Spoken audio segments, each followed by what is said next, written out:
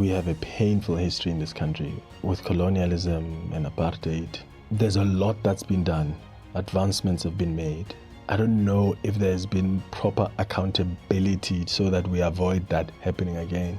Maybe to our leaders, I would say, just for 1 second, put yourself aside. Isn't that what leadership is about? There are many leaders out there who exist and they're too comfortable and too excited about their positions. And they're so emboldened and they're so powerful from their positions that they forget that they're here to serve. Do you think everyone's opinion deserves to be heard on these platforms? Mr. Manyathela, thank you so much for joining me on the show today. I am so excited and very honored that you're here today. How does it feel to be on the other side of the hot seat today? Very awkward. As you have seen, as I've just settled down, I'm moving around. I don't know how do you sit properly. It's awkward because I'm normally in your position. Yeah, so I'm asking the questions. You never get used to this. I never get used to this. In fact, I normally don't even agree much to be interviewed because it's always so awkward for me. Because I'm like, I don't have much to be interviewed about, but I've got a lot to interview people about. Yeah. And when you've been doing this for so long, you get used to being on the other side. So the minute you are positioned on the other side, then it's like, oh, I want to know how this is going to turn out. So I hope this will turn out good. Thank you for trusting me. I know you're fresh from a holiday right now, and I am so curious because lately when you're abroad, you always have iconic moments now. Yeah. You know, the last one being with Adele on stage.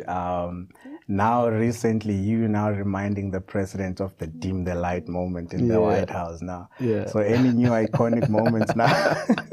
Yeah, that happened in Washington, D.C. when we were there for the Oval Office meeting. Yeah. Not really, but so here's the funny thing. So earlier this year, in around June, I was in London, actually. And that was the holiday before this one, when I went for my birthday. I was in the Seychelles about 2 weeks ago.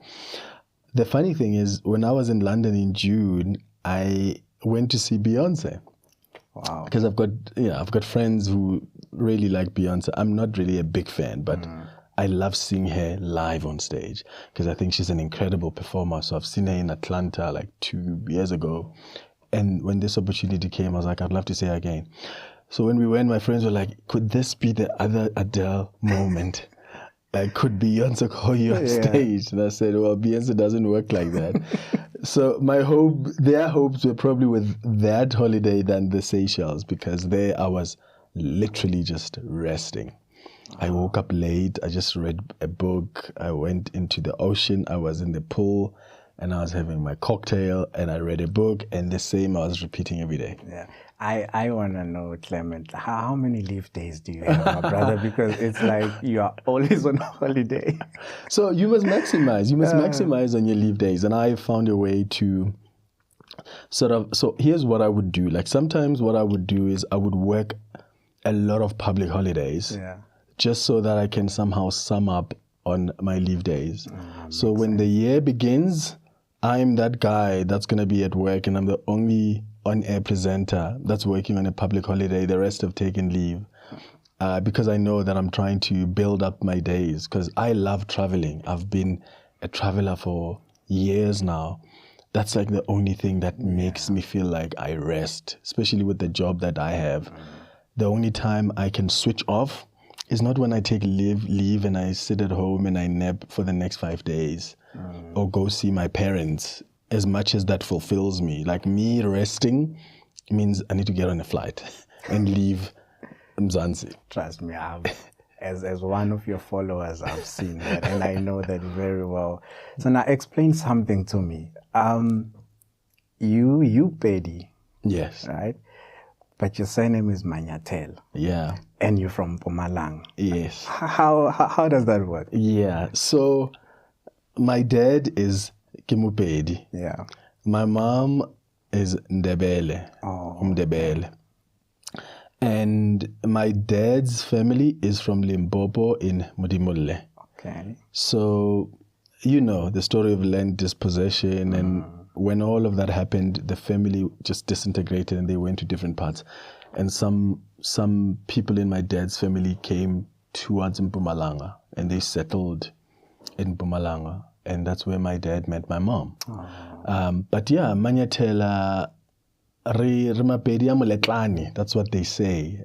So there's a bit of a Nguni influence of sorts in the lineage, and that's where it comes from. Okay, no, no. Or yeah, but yeah, fully a Pedi surname. I can't speak because in the family we do have people who speak. There's a language called Sitokwa. I can't really speak it, but there are some in the family who can, and yeah, there's that in the lineage somewhere before us. But when we came in, it was just fully they were speaking Sepedi, and that's really what we're taking down the generations. Okay, now that's nice. I was I really wanted to understand that element. So now, when I want to go back a bit, right? So when you were young, what did you dream of becoming, though?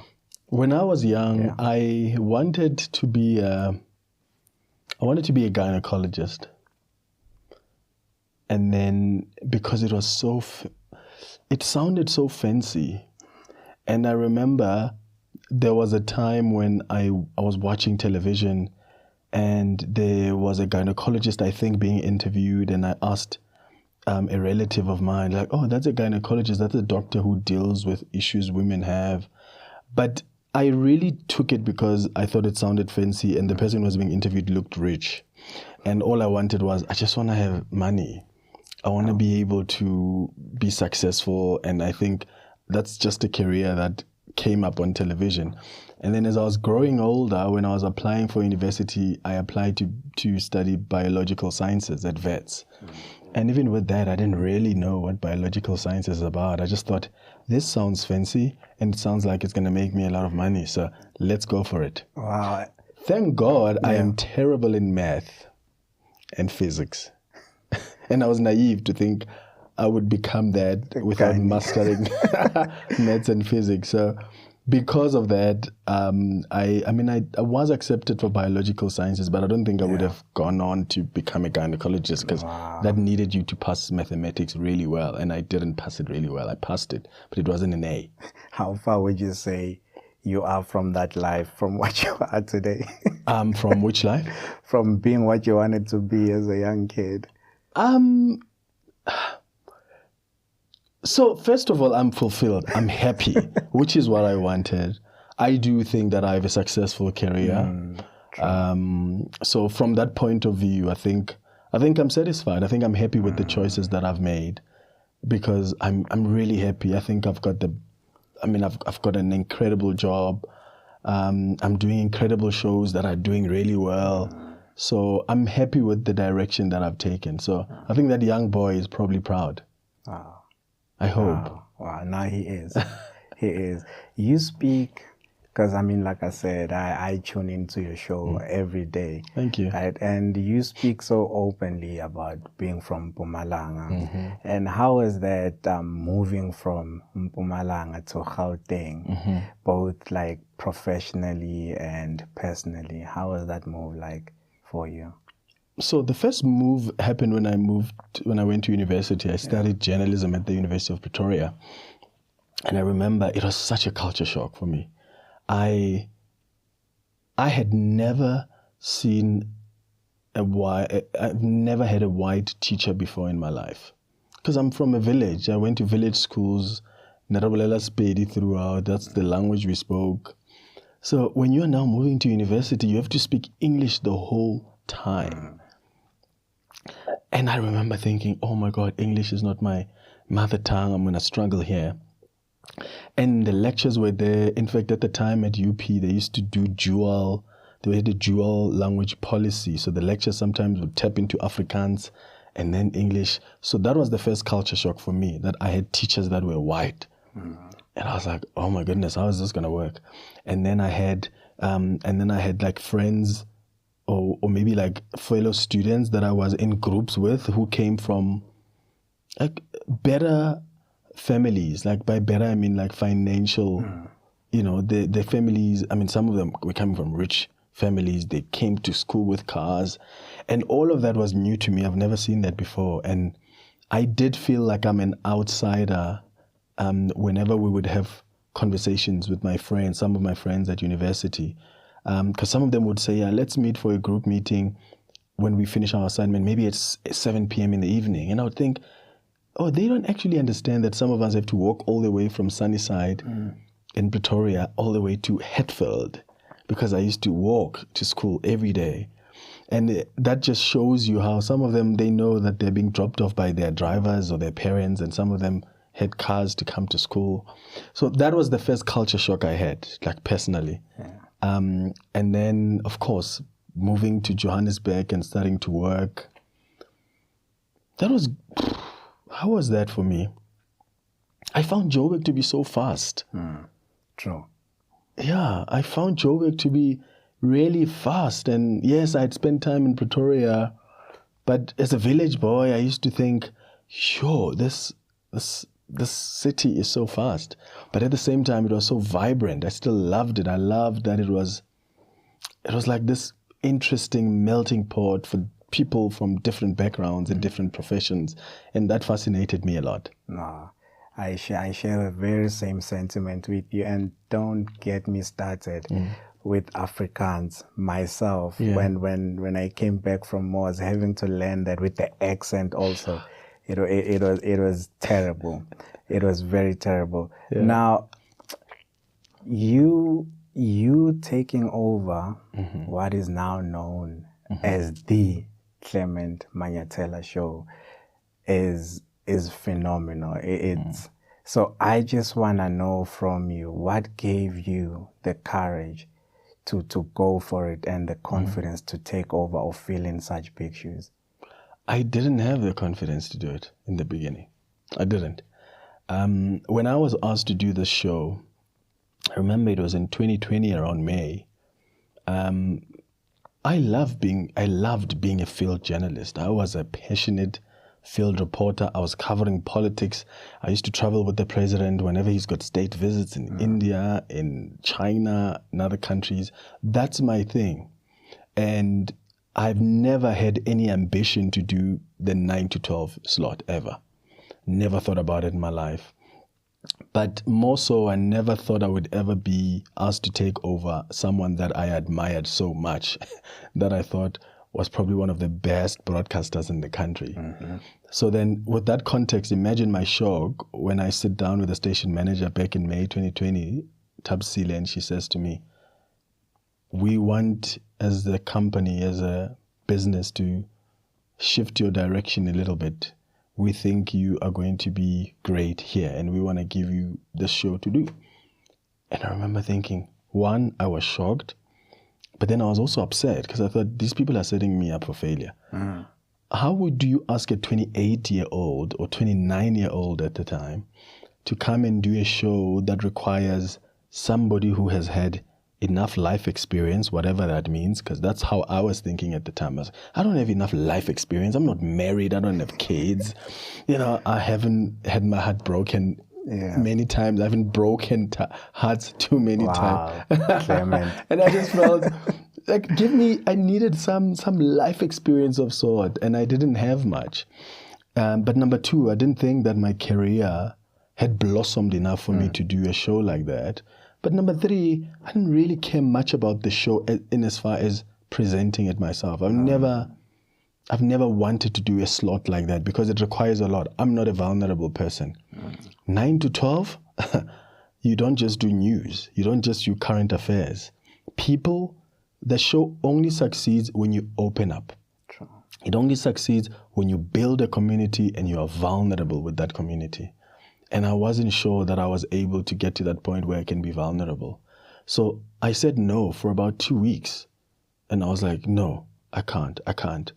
And then they said, just consult and come back to us. And I went, consulted a few friends, few family. I prayed a lot about it. And I decided, okay, I'm going to give it a shot. And I came back and I told them, okay, cool, let's see what we can do. And they said, you have total control. Tell us what show you want to build. And we started sitting down and I started building the show. I came up with the features that I think will work on the show and where I think we want to push the show to. And I'm glad I said yes eventually. Wow. I'm glad that you said that, because the reason why I'm asking this question is because, you know, a lot of people, they spend a lot of time contemplating or not wanting to chase their dream, waiting for a perfect moment. And I just want you to share your story as well. And also maybe if there's someone watching, what advice would you give them if they really doubting to take that leap of faith? I think one of the things I've learned from my experience is that you have to allow life's progression. I think we get too obsessed with structuring our own lives, which is good, right? Planning is good. Like planning, what do I want to do in 5 years? What do I want to do in 3 years? What kind of career am I going with? But I think sometimes it's okay for us to be comfortable in knowing that things are going to happen and opportunities are going to be presented to us, and we must embrace them. And I think part of the reason, in fact, the biggest reason why I wasn't taking the opportunity is because I didn't trust myself that I am capable. And for me, the lesson is just trust that you are capable. I mean, there are opportunities that come and we say no to them, and those opportunities could absolutely change our lives, but we don't have confidence in ourselves. And I think that's what I've come to learn, that sometimes allow life to progress, and when the opportunities presented to you, do consider them. It can be an immediate no, you know. Consider them, because that actually may be what you are supposed to do. I'm convinced that I was born to do what I'm doing now. I am absolutely convinced. In fact, I'm more convinced than when I was doing field reporting as a journalist. As much as I loved it, I've always thought there's something bigger. There's something else. So, yeah, just embrace opportunities that life gives you, man. And don't say no without even considering, just because that contradicts how you have planned your life. So it's okay to shift things around. Wow. And how do you think you can build that confidence? How you build the confidence? How did I build it? Let me use my personal experience. So when I consulted with people, who know my journey, who know where I come from, who have seen my career progression. And those people reminded me of how good I was at what I do. And they reminded me of how any opportunity that has come in my life, I've taken it with both hands, and I prepared, and I did it wholeheartedly, and it's become really successful, and I'm capable to make that success. So one, it was consulting people that you trust and people who know your career progression, and because they were able to remind me of the talent, because sometimes we forget that, you know, because it's awkward to really look within and acknowledge something good about ourselves, because then we're like, oh, you're so vain. But actually sometimes it's okay to say, oh, I am actually good at what I do, and maybe that's why the opportunity is here. And I will make this a success because I am talented. We always avoid that. And I don't know why society has sort of positioned us like that. Wow. Not because we are so scared to also take, like, I don't like compliments. Like when people tell me, oh, I love your show so much, that's the most uncomfortable thing ever. I always find a way to change the subject. Isn't that like more of like validation to say, I'm doing good. Yeah, it's just weird when people say it to me for some reason, right? And that's weird, because why is it weird for people to point out that, oh, what you're doing is good? I don't know. But it's that. So I build that confidence from talking to people, but also working hard. You know, for me to get to the point where I'm so confident in the show I'm doing now is I've had to work so hard. Like, the first thing I did was, and which was a mistake, was I thought of, I've got big shoes to fill. And there were a few mistakes I made there in hindsight, because I was writing about this just the other day for my Gibbs assignment. And I remember the biggest mistake I made was, I've got big shoes to fill. And that statement, I never ever want to use it again, because I don't think we're supposed to fill other people's shoes. I think we're supposed to bring our own shoes, because you will never fit properly in anyone else's shoes. And that's what I've learned, because when I started the show, I tried so hard to be like the previous host. I did. In how he asks the questions, in how he speaks, I was trying, because I was trying so hard to fit in the shoes. And the minute I realized that that's not working for me, I threw those shoes away and I brought my own shoes, and they fit so perfectly. And I think that's one of the lessons I've taken here.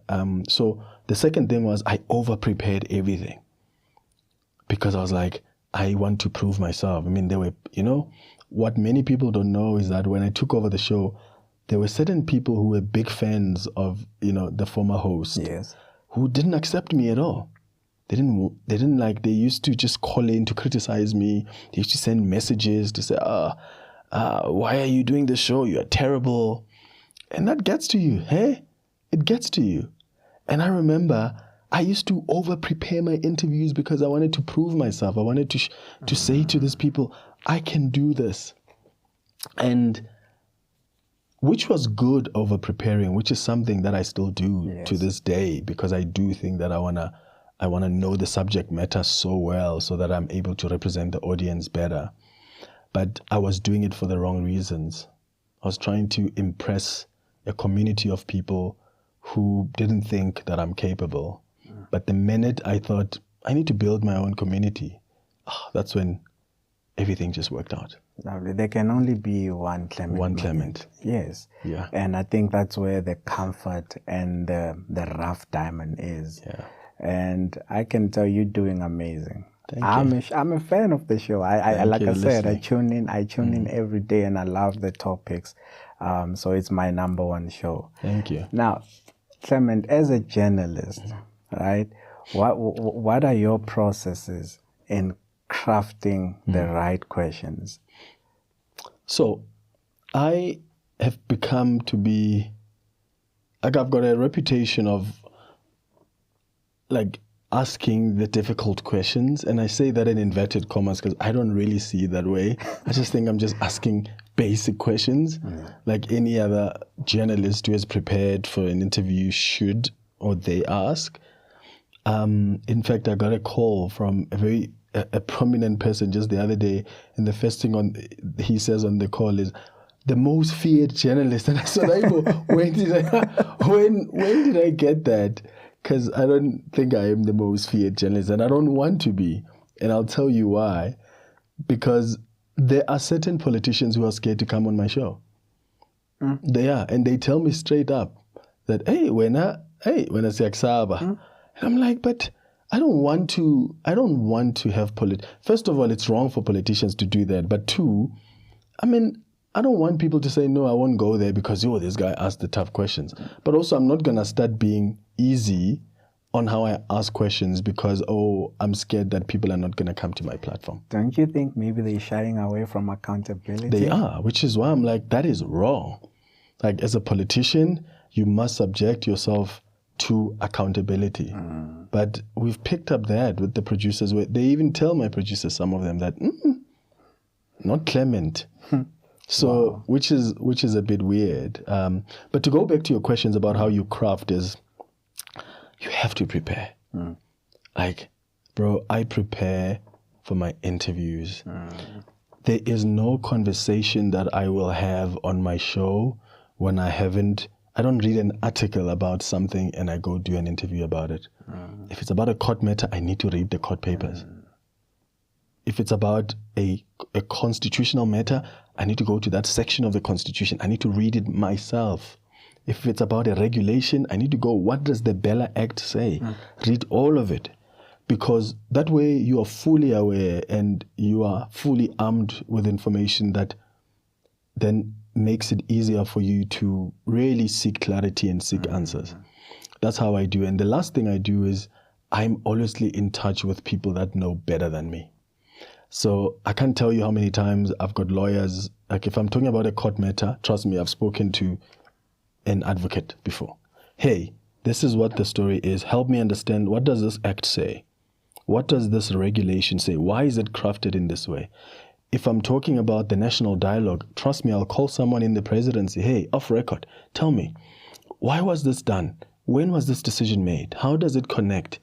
By the time I come to you on air, trust me, I have had enough conversations to be confident in what I'm going to say, which is why, and I sometimes get into trouble for this, like sometimes when I start the show on the open line, I've got strong comments about people and topics.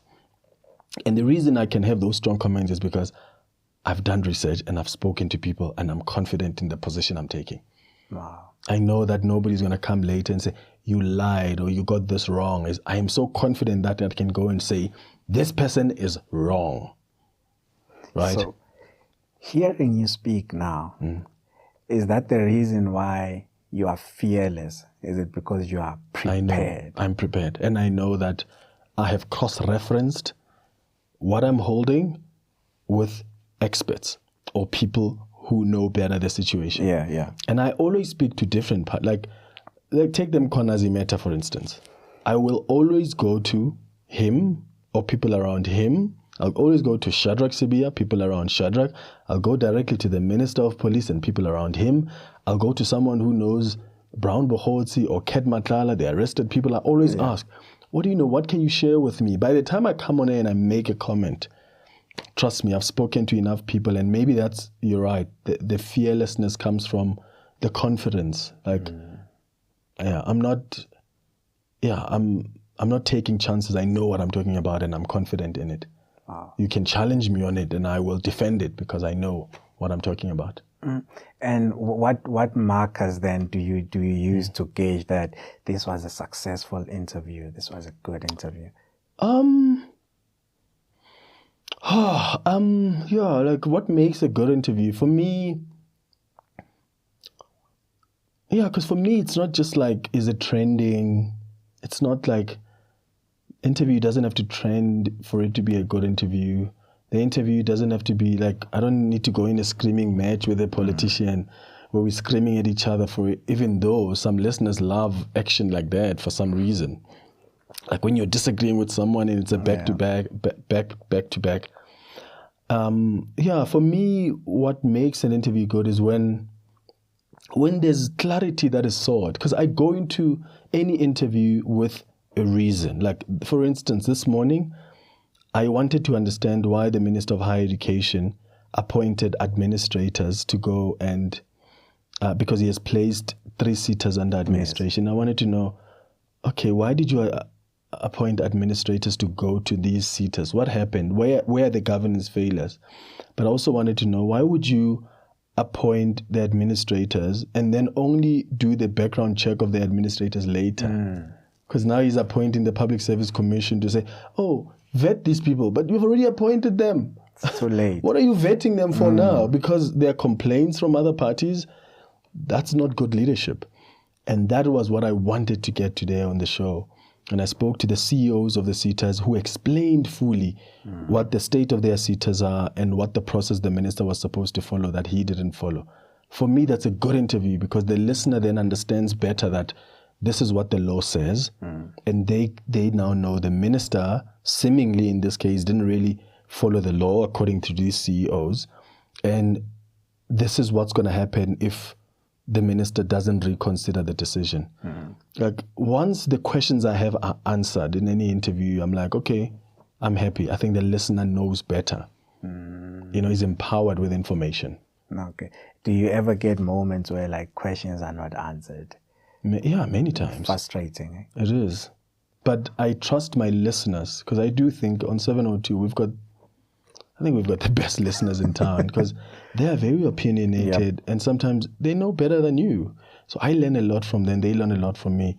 But I trust that they know how to make their own assessment and conclusions from an interview. I don't need to say, he refused to answer this question. Sometimes I'll ask one question and someone responds in a bizarre way and I just move on because I know that I've hit the spot. The listener listened and heard, and they get it. I have, when you say you have the best listeners, I have to give my shout out to my fighter, Kustas. Kustas, yeah. Yeah.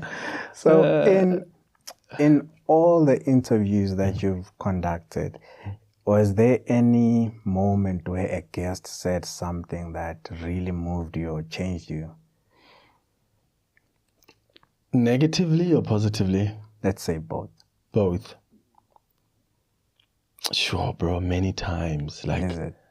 Many times. Okay, let me start negatively. I mean, obviously there are a lot of, I get into trouble for asking the questions I ask, because especially, some politicians in this country think we have to worship them.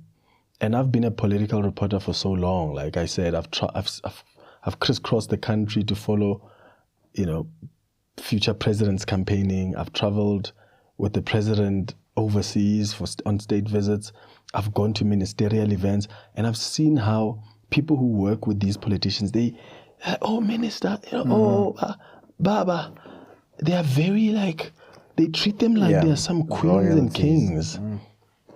So when the minister sits in front of you and you ask the tough questions, sometimes, whether it's a premier or whatever, some of the politicians sit there and think, in their mind, you can tell the way they look at you, like, who the hell do you think you are to ask me that?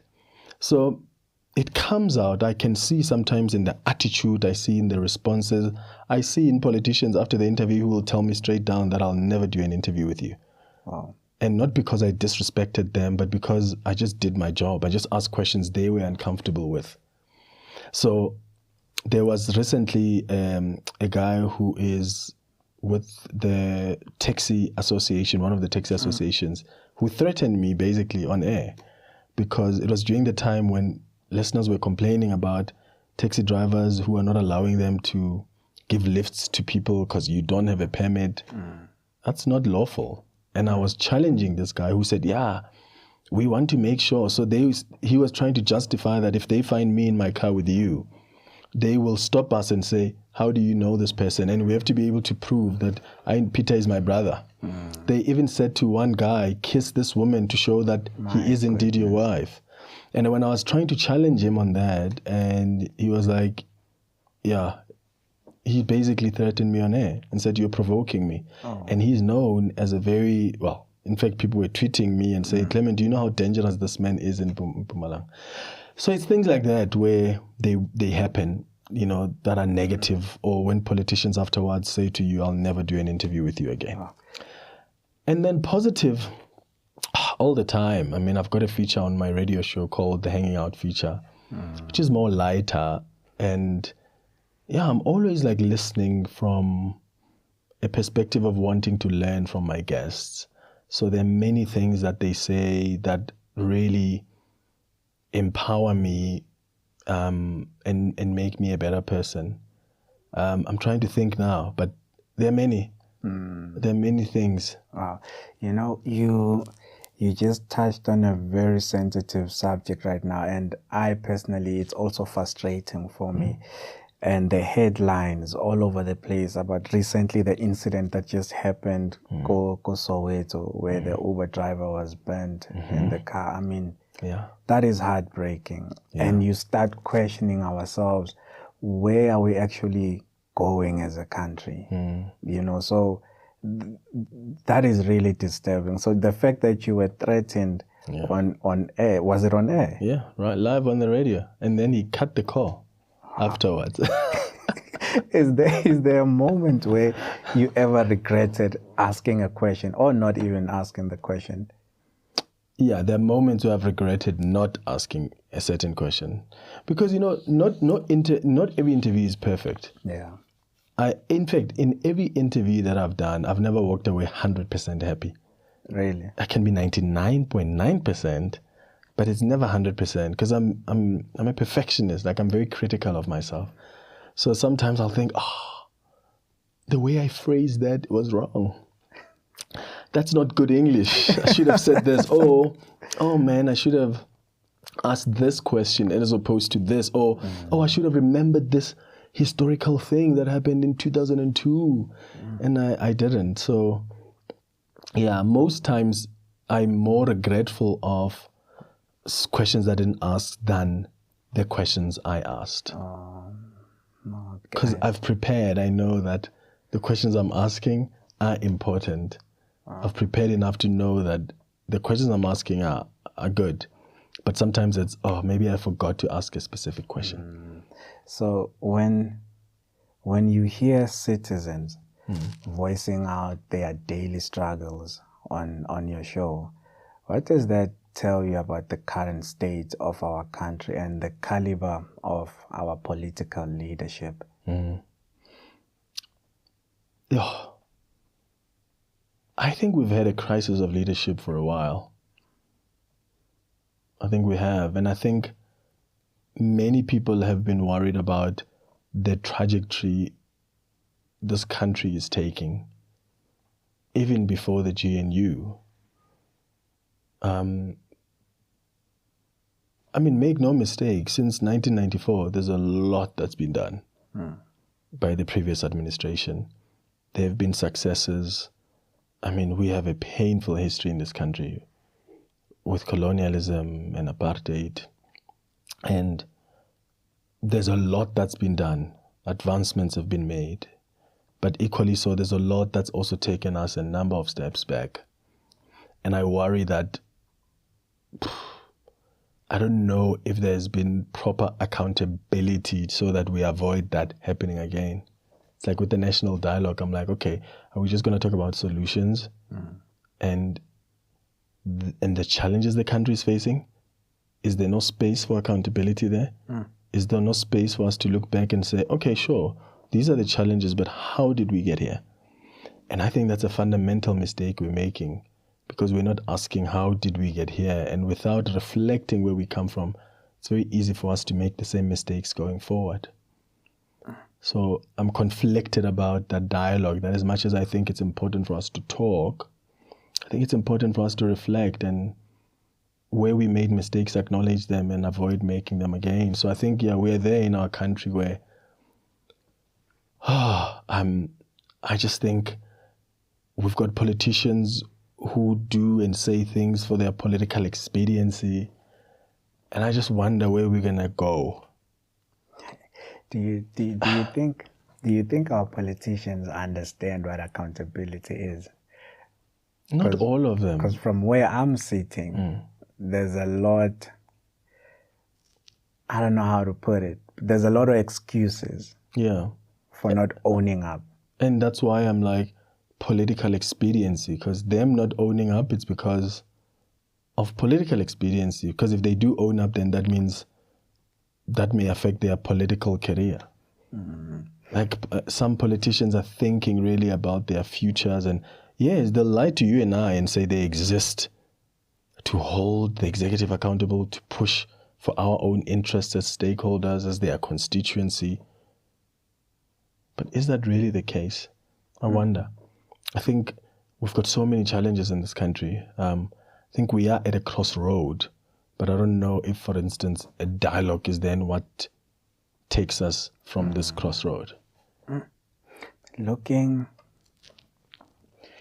at South Africa's current situation right now, in your own opinion, what are the conversations that we should be having and that we are avoiding?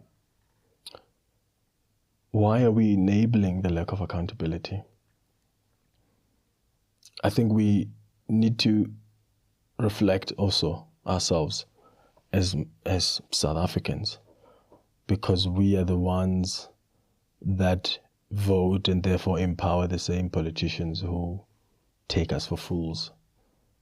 And I just think, in fact, I think some of us have an obsession with a cult personality. Like there are certain politicians we love so much that they can never do anything wrong. And I always say on my show, trust any politician at your own peril. Like, I do not trust any politician. I do not. And even the ones that I would vote for, because I think politicians are politicians and they will do what politicians do to make it to the top. It's about power. I've never met a politician who's just happy enough to just be, I'll be on the sidelines, I'll be here, like you do your thing. I don't really want power. So, and I think we are not holding them accountable because some of us are blinded by our love for Cyril Ramaphosa or for Julius Malema or John Steenhuisen or for Shadrach Sibiya or Nhlanhla Mkhwanazi or whoever it is. You're so blinded by the love that even when they do something wrong, you're unable to see that. Because for you, and this is what cult personality and following is about, is it doesn't matter who does what. We are resolved on this. We support Peter and that's it. I don't think that's healthy. And we do that a lot in this country. I think that's an issue. I think that's a serious issue. You know, as you saying that, I'm not going to mention, but there's a political party that comes into mind when you're saying cult. And they mean well, but I personally just don't agree with how they tackle issues. And if you say that, they come after you. If you say, oh, but I don't agree with you guys on this, attack. And it's not even, oh, let's actually have a conversation like matured adults. And I've picked up that there are instances where sometimes they won't say stuff, right? There are some people who are in parties that won't say stuff until certain leaders have said them, because then, okay, now we can say it, then we don't contradict our leader. And then sometimes when a leader says something they disagree with, they can't contradict it. It's almost like, no, it's like God has spoken. How dare you disagree with a higher power? I don't think that's healthy. And I think we've allowed that in our society. And that is what emboldens politicians to do as they please, because they know that they've got your support no matter what. And we need to get to a point where politicians know that, sure, I'll support you, but if you do something wrong, I can also withhold that support, or I can criticize you. I can tell you where you are wrong. Yeah. Wow. So I think we need to reflect on that. Because I always say, because I do get attacked a lot, because I criticize everybody. I criticize the EFF, ANC, DA, you name it. And it's funny because on the day that I criticize the EFF, then I call, oh, you hate EFF.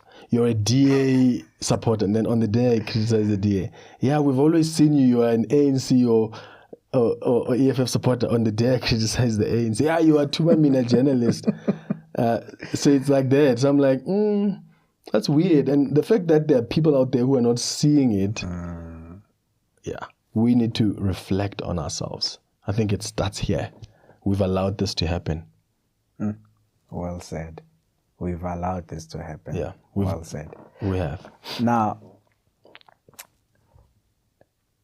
we both know that media can shape how people think. Yeah. How do you carry that responsibility every day with your line of work? It's a powerful tool, hey? It's actually a scary responsibility. I would be on holiday and people, if there's a big story that happens, like people still tweet me and say, please come back. I want to know what you think about this. Do you get that? I get, before I go to bed, I already have people tweeting me and saying, I want to know what you think about this and this and this. So there are a lot of people who formulate their views on certain things, and you're a big contributor in that formulation process. And I think that's a huge responsibility that needs to be guarded because it can be misused. So I try to keep myself in check. I really do try to keep myself in check because, and the first thing I normally do is I always advise listeners that don't just take what Clement says. Like, do your own research as well. Like, read something, Because I always hear people say, my wife always tells me, my wife will get home and say, but Clement said. I was like, what if I get it wrong? I'm human. I can get some things wrong. So I think it's important for us to get into the culture of let's get the second opinion. Like, because there may be somebody who holds a different view to what I have. Get the second opinion. Read something. Don't just take Clement's view or opinion. But it's a huge responsibility, man. There are thousands and thousands of people who listen to what you say and they formulate their view, many of them based on that. And I'm just constantly checking myself, like, is what we are doing fair? And I'm not the only one, right? Like, I don't just decide what I'm going to say on air. Like, I've got a team of producers. I sit down and I tell them, okay, well, we discuss, all of us, like, what are we talking about today on the show? If a listener says this, because we always look at the big stories. These are the stories that are likely to come up on the open line, or stories we will throw out. So they also check me. Sometimes they'll say, why are you holding that view? That view is wrong. Or you said this last week. Like, we don't think this is the way to go. So I always listen. I've got people that I trust to help me check this responsibility I have so that I don't misuse it. Wow. That is good to know. And I trust the team members. Like, I trust my producers so much. Yeah. Do you think we are using these media platforms effectively enough to inform, empower, and like drive real change?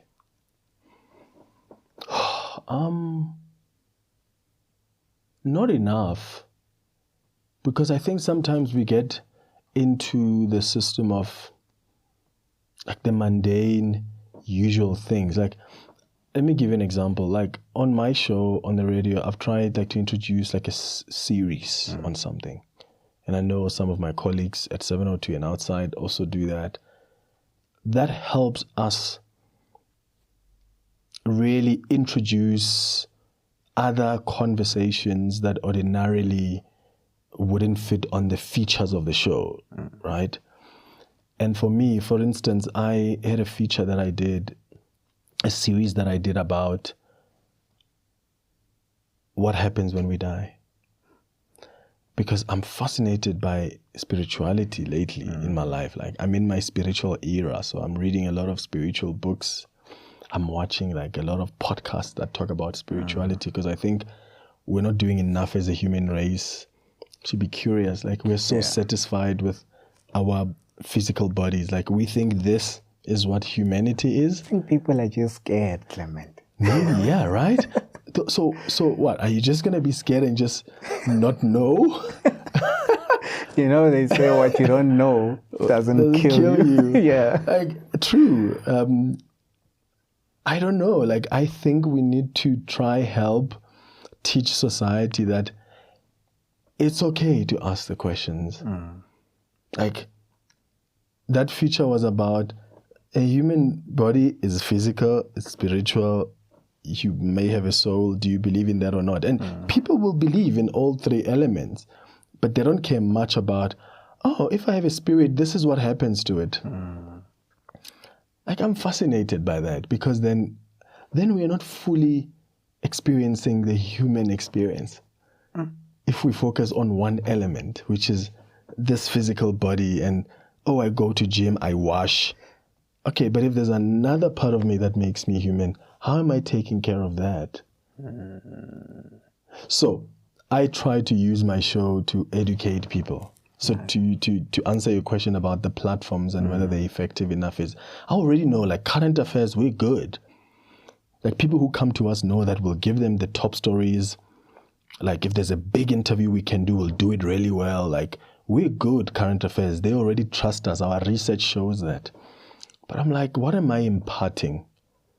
Like, what am I trying to change? I'm trying to get people to understand that, like, group thought is problematic. Like, you know, we got to an era at some point in our society across the globe where this is when cancel culture was brewing now, where, you know, if people make mistakes, then cut their heads off because they don't deserve a second chance.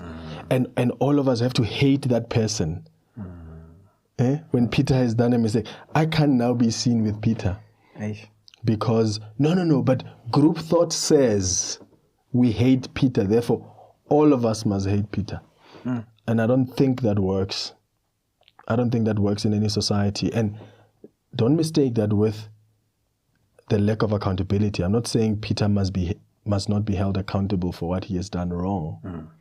Of course he must. And if he must lose a job, he must, if that's what necessary and is required at the time, even by law, whatever the case is. But I'm saying that I have come to learn that even in the media industry, there's almost like this unspoken rule that, oh, are you going to interview that person? Really? Why not? Like, why are we not learning to be comfortable with the fact that a different platform can decide to have a conversation with someone else? You may disagree with that, sure, but does that then mean that that platform must not exist? I'm not sure about that. I think we must ask questions, especially about platforms, especially if that interview ends up being, like, people are being homophobic or they're being sexist or whatever the case is. I mean, you know about how some podcasts end up saying things just because they want followers. It's like they exist to, in fact, they're cheapening the platforms because for them is, what's going to get people to follow us? Let's say these outrageous things. Now, on that That's not note, building us.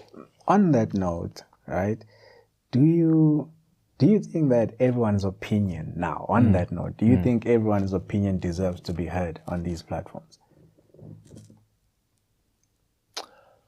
So, I do think that opinions can be heard, but if you're going to put, let me preface it this way, because some opinions are harmful, right?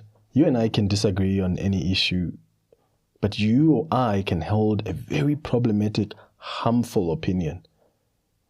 And I think if you want to platform someone like that, there's a greater responsibility on you to at least challenge that in a way. You can't just platform someone to spew hatred and vile. I think then there's a greater responsibility. So, yeah, you want to hear other people's opinions? Sure, do that. But it can't be that you just platform them to spew hatred. I mean, I don't think I would platform anybody who is proud of, anybody who goes around saying kill the children, for instance, or kill black people or kill white people. I wouldn't platform someone like that because I'm not really interested in the reason for that, because fundamentally that is wild. So that's more than just a different opinion you hold. I believe that all people must exist and live. You can't kill them. You think they must be killed. I don't care what your reasoning is. That is absolutely out. So you make a judgment based on whatever opinion is being held. But if it's not harmful, then the responsibility is on you to challenge it. Yeah, power comes with responsibility. I think for me, let's just be more responsible. Absolutely. Yeah, with these kind of platforms. Let's just be responsible. Clement, if you were to send one direct message, right, to our South African leaders, what would that message be? Jeez, how much time do you have? Okay, one.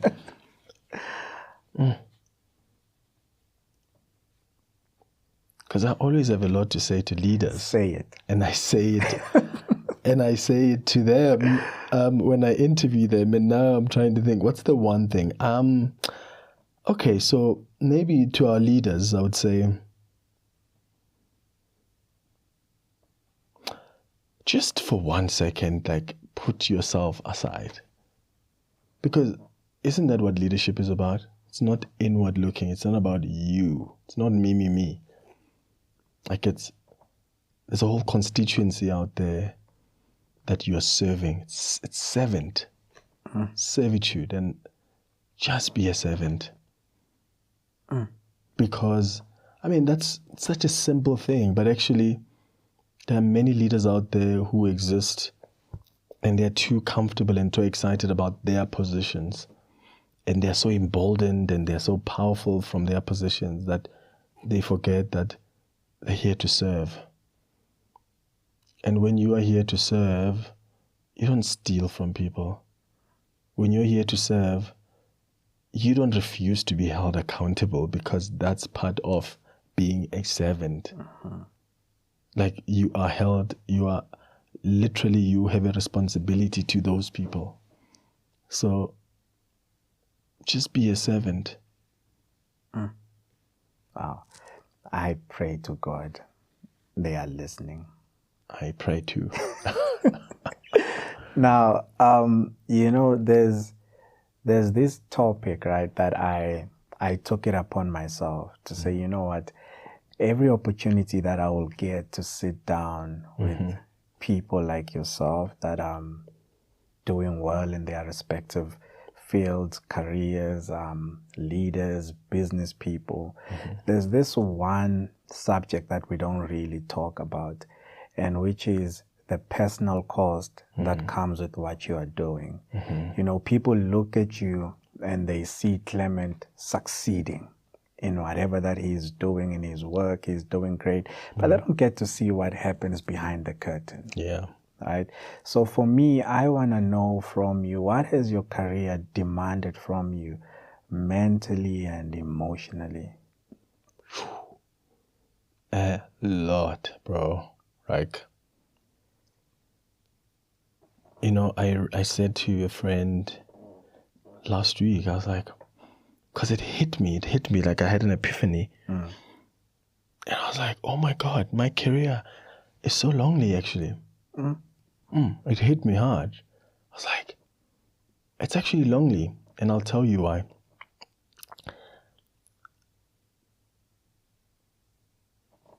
I saw a video of me on TikTok. I'm not on TikTok, but people will take whatever you say and put it out, or videos you have. And there was a video of me with the president. You referenced it earlier, where I said to the president, "Ooh, you're traumatized by the lights." So there was a moment where me and him were talking secretly, intensely with each other. I think I saw the video. Yeah. And it was like me and the president were sharing a moment. We were actually talking about something that happened in the US. And we had a chat, and then that video started making rounds on TikTok, and people starting to say, I am Ket Matlala, the businessman who's so associated apparently with the police minister in some way through Brown Bohotsi. So that begins, right? I mean, I didn't make much of it because I thought maybe because we've got a beard, but I understood later why people were making that association. And then a week ago, I see a clip of me, of someone who put a clip of me on TikTok and says, this is another corrupt journalist. And actually that clip was now doing the rounds, where I'm being asked about it. How did you see a clip of someone saying you are also corrupt? I was like, okay. And then it was just doing the rounds.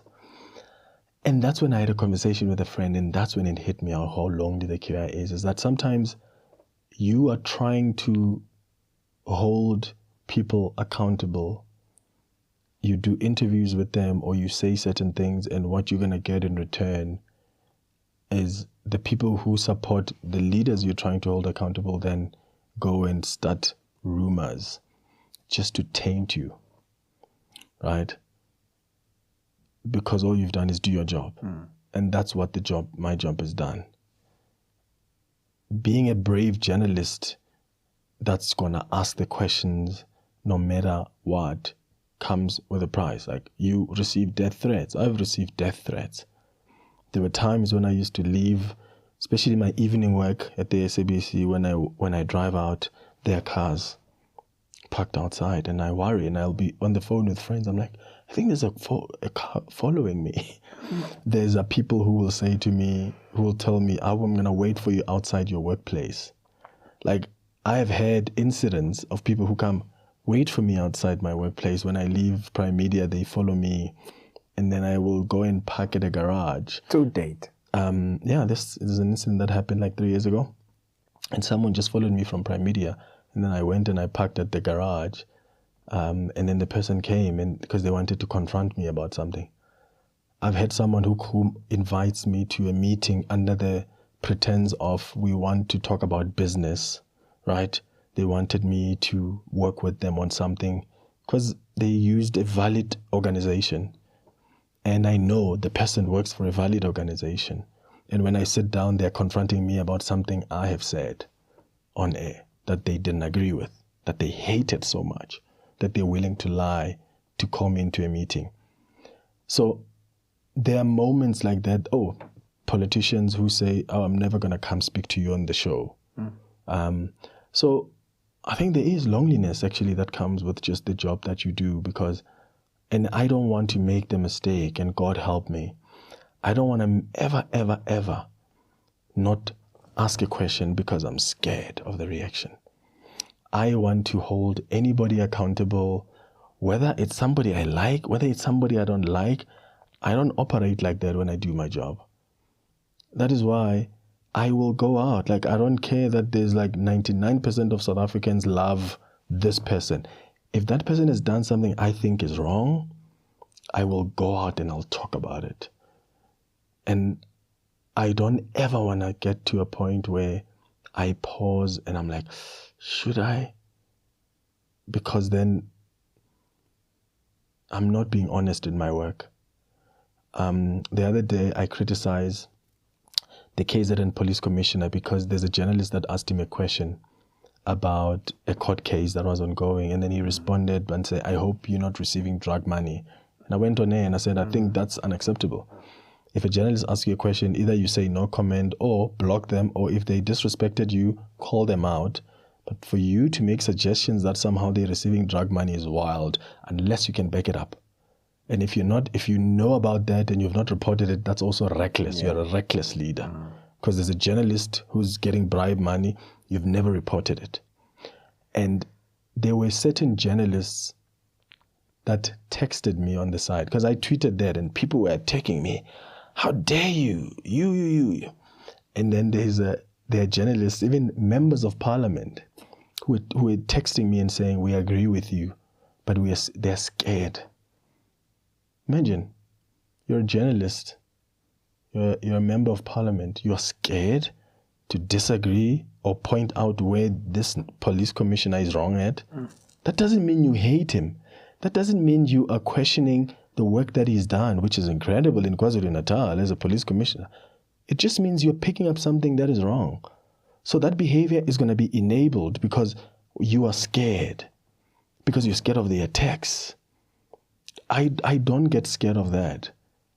And I don't ever want to be scared to do my job because I think, oh, I'm going to trend because people attack me, or a politician is never going to want to talk to me. Then that's when my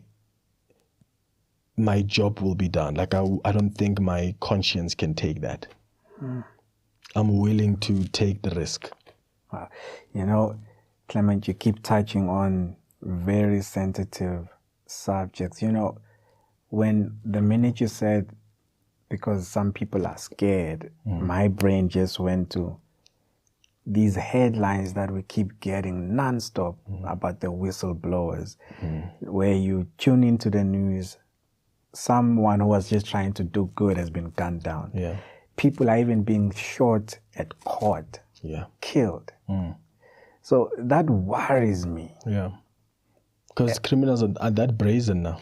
At court? In broad daylight? That worries me as a country. Where are we heading? That really worries me. Now, how do you then mitigate all of this? What keeps you focused and sane? Do you have any routines that you do? I know for one, you like traveling. And I love golf, and I love Formula One. Like this stuff. And I love running, I run marathons, I've run comrades.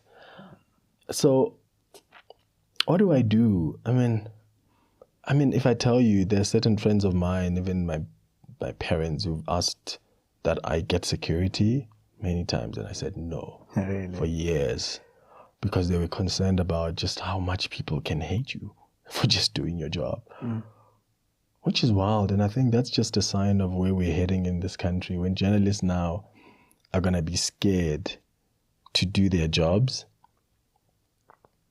That's a very part of an important part of our constitutional democracy, free media, the free press.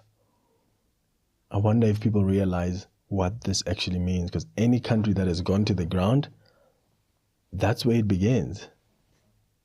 with the press. That's part of the science. But anyway, I digress. How do I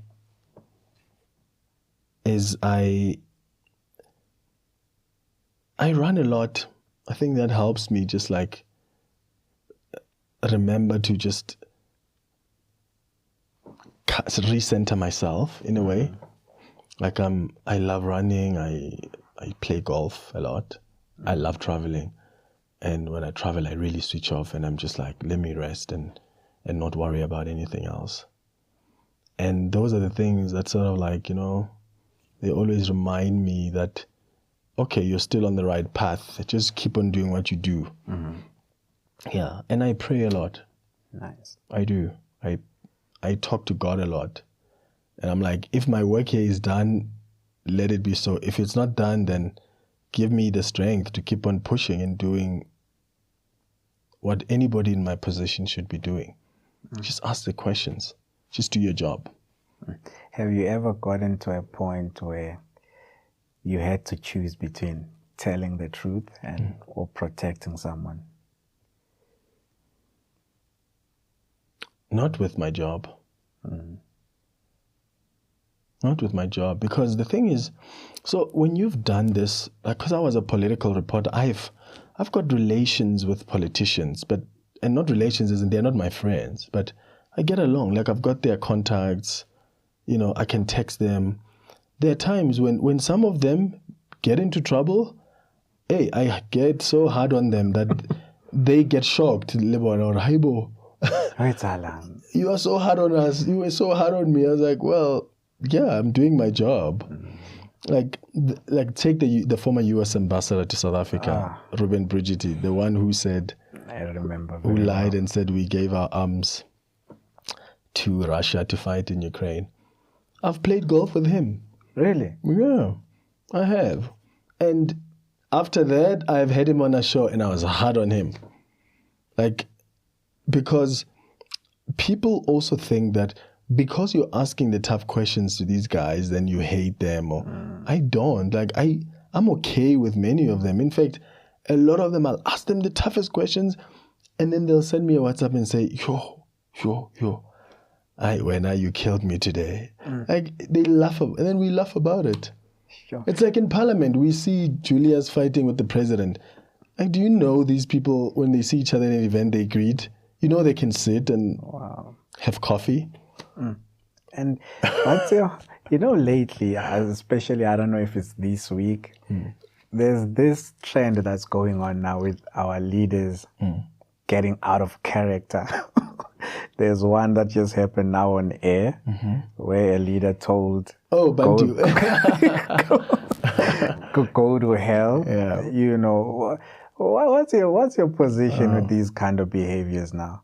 So I think I spoke about this on my show last week, actually. So first of all, I know the general, like, personally, like beyond work. I mean, I'm actually due for golf with him. Oh, okay. But he's someone who's got, like, he really loses patience easily. Like, he really loses patience easily. So that's number one. That's his personality. For as long as I've known him as a politician, he loses patience easily with people.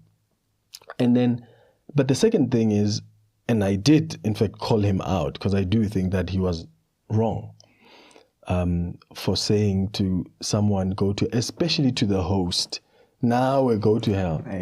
No, I don't think there's a way you justify something like that. But I also think that we need to be gracious towards politicians as well. Like, they're human beings. Yeah. I think we get to a point where, and I gave an example like on show last week, that it's like with our pastors. The minute someone is a pastor, we put them on a pedestal like they're supposed to be so angelic and holy and godlike. Nobody can be godlike, at least in my context of God.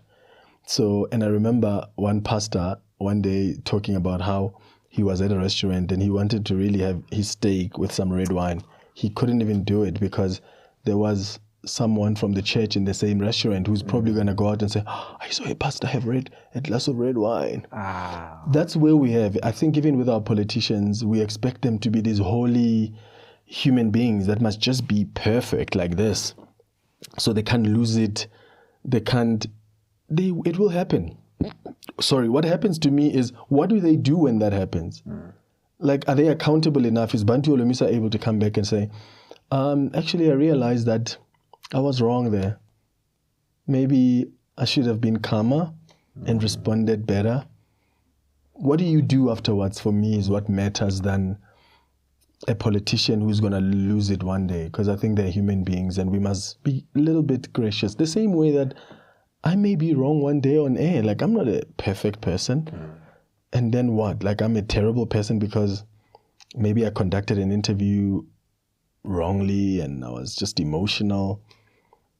I think we need to have grace for people.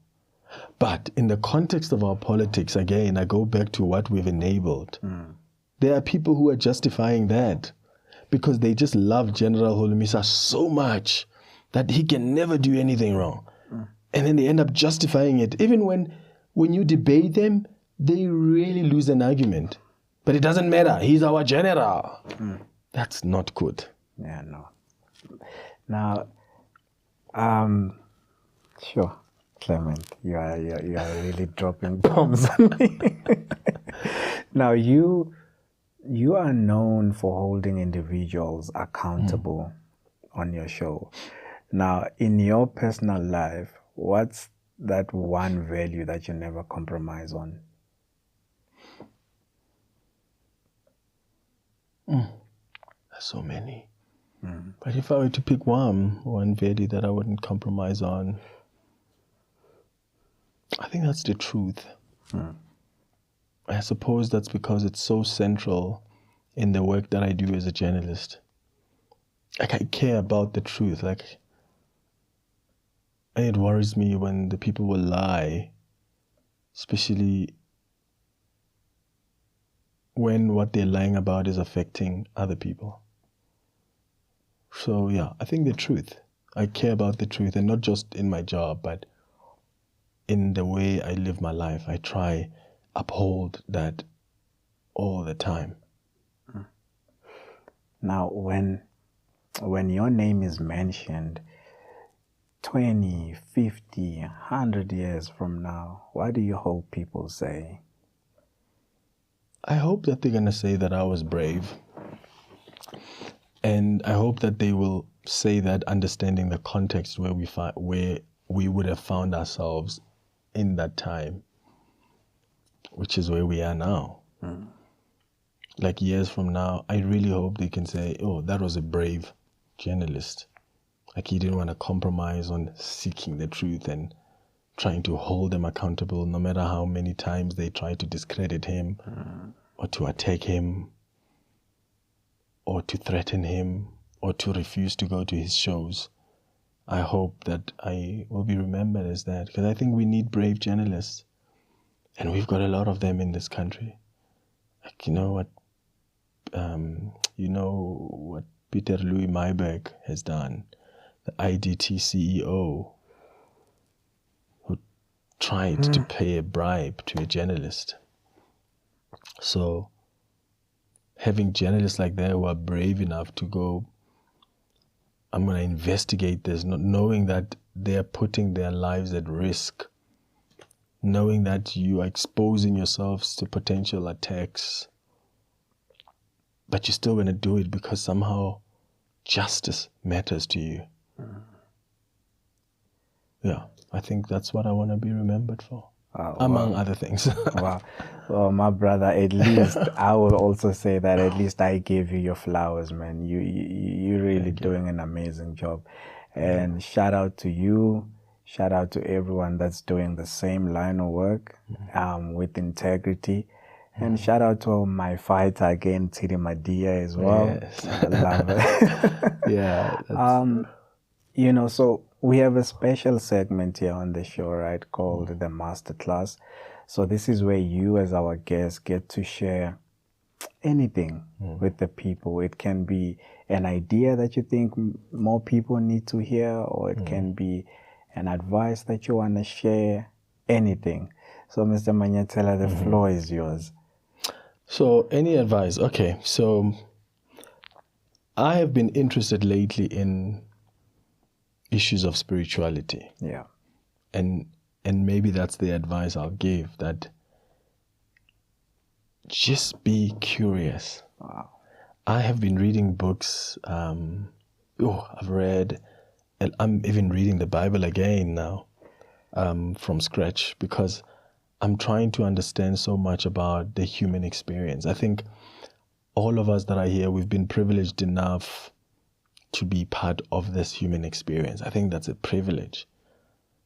Like, can you imagine if you were a soul looking from outside and you're looking at souls that have now embodied their bodies and their spirit, like, and you see them doing that? Like, wouldn't you be envious from the other side? I think I would. So we have the opportunity to live, and nobody has the answers around where to and what the purpose is. I mean, we can assume, all of us thought our purpose was something else in our lives, and something has come and changed your direction. It happens with other people. So I think for me is spirituality is so vast. The human experience is so vast. Like, we are not just our bodies. Let's be curious. Let's read books. Let's find out, why are we here? Like, who were here before us and how did they live? What were their principles? What were their values, and how has that changed? I always think about even the next generation, like 100 years from now. What do you think they'll be saying about us and how we would have lived our lives? So be a lot more curious about life. That's it. And I think we obsess too much, especially for people who, like, when you're a Christian, when you're a Muslim, when you have chosen a religion, there's so much obsession about, African spirituality, if that's what you practice. There's so much obsession about just that. And I don't know, I think God is too powerful of a being or a thing that he would be so linear enough to say, this is the only way, or this is the only thing through which you can come to me. I think there's a reason there's so many religions. I think there's a reason there's so many of us with different skin colors, with different cultures, with different languages. Like, you go to Asia, you're here on the continent, you go to the Americas. That's how vast our God is. You know? If he was so linear, he would have just went, okay, I just want Muslims there. I just want Christians here. And that's it. Let's just have black people. Let's just have white people. So if he's so varied, if it is so varied in his expression of his love for us through different cultures, through different races, why are we limiting it only to that? And I think we're doing ourselves a disservice. I'm not saying go change your religion. I'm saying just be curious. Like, if you really think your God is that big,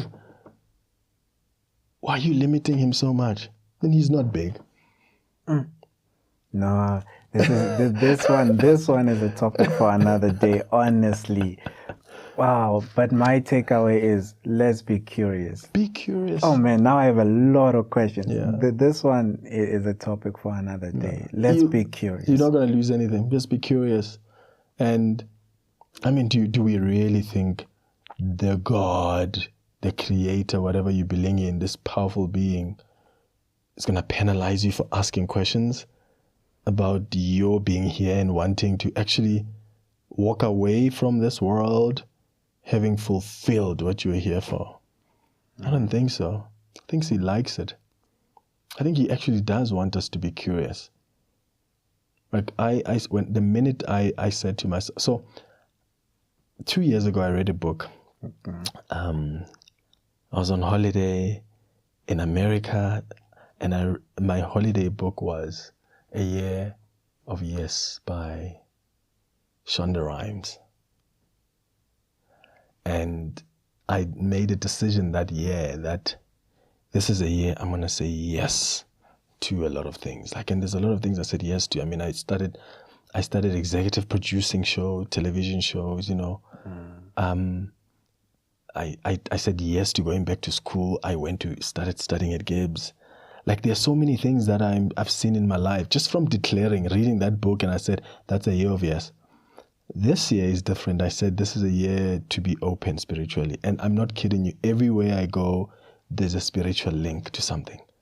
Like, someone is going to buy me a spiritual book, or I'm going to be at the airport, and while I'm in the lounge, I'm talking to someone, and it gets to the issue of spirituality. Or I'm going to be a guest on television. My co-guest starts talking to me about issues of spirituality. Literally, it's following me everywhere. And that's the power of that declaration. I don't think it's a coincidence. No, it's not. I think there's so much power that us as humans we possess, and we're really not tapping into it because we are not curious enough. We're not curious, and that's it. We'll never really know our power, because all we're doing is we have taken whatever we've been taught to be and to do, and we are taking it as it is, and we're walking. We are no different. Basically what we're going to do is we're just going to replicate the previous generations. That's how they lived. That's what they followed. That's what we do. But we're supposed to elevate. I mean, the reason that there's generations, that's why they say you are your ancestors' wildest dreams. It's because there are certain things they couldn't achieve. You're supposed to elevate to another level.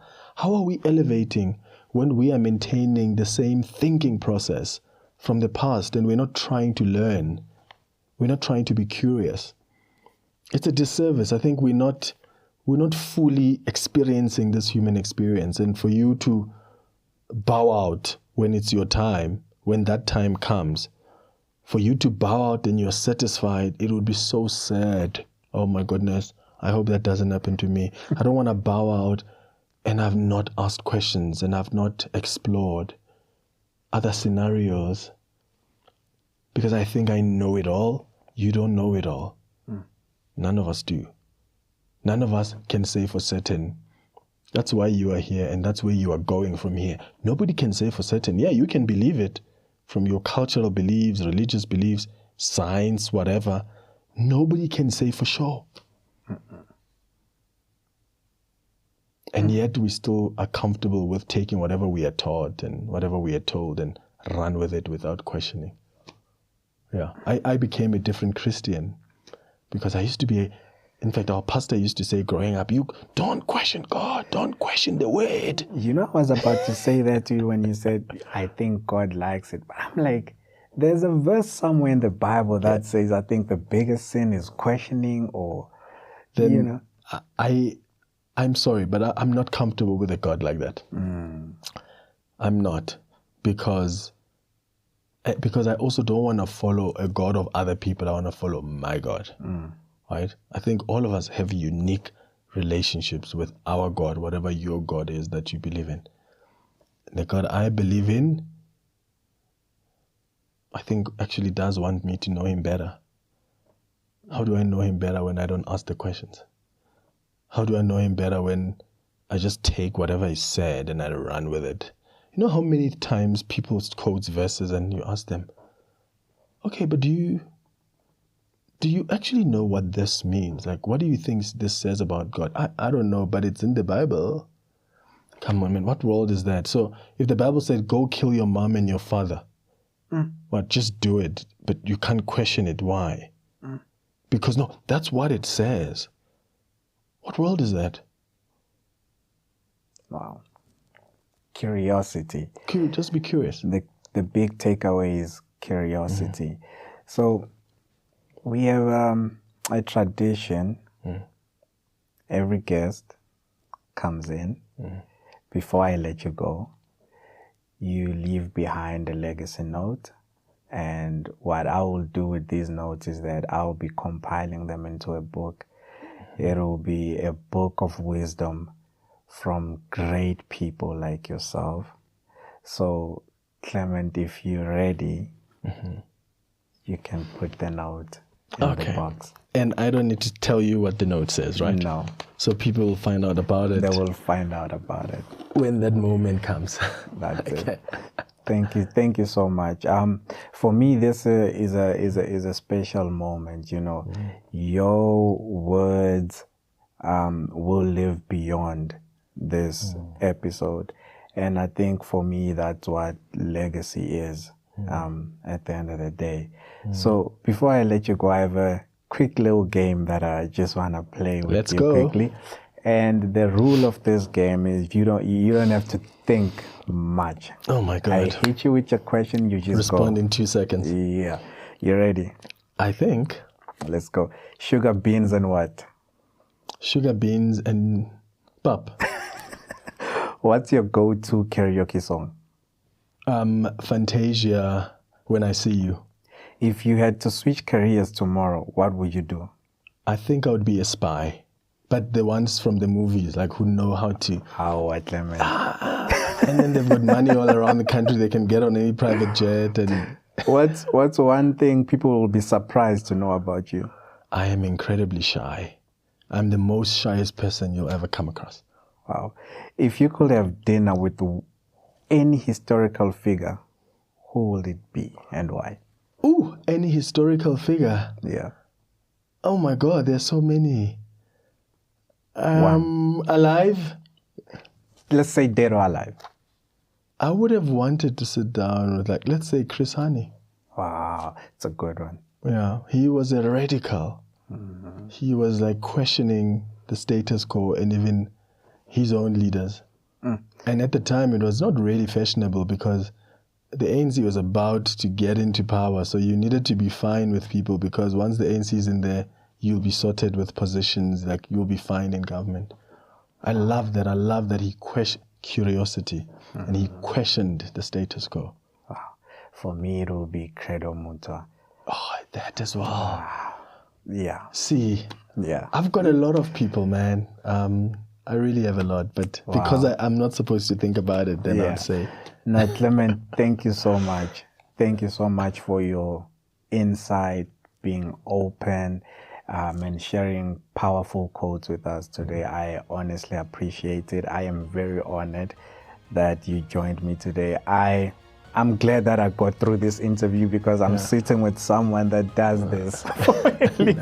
So much pressure. You did better than I would have done it. That means a lot coming from you. And to you, our audience, thank you so much for tuning in. If there's anything that resonated with you in this powerful conversation with Clement, please do like, share, comment, and don't forget to subscribe. Until next time, this is Success Unscripted with Peter Manjate. Mr. Clement. Lovely. Thank you, Peter.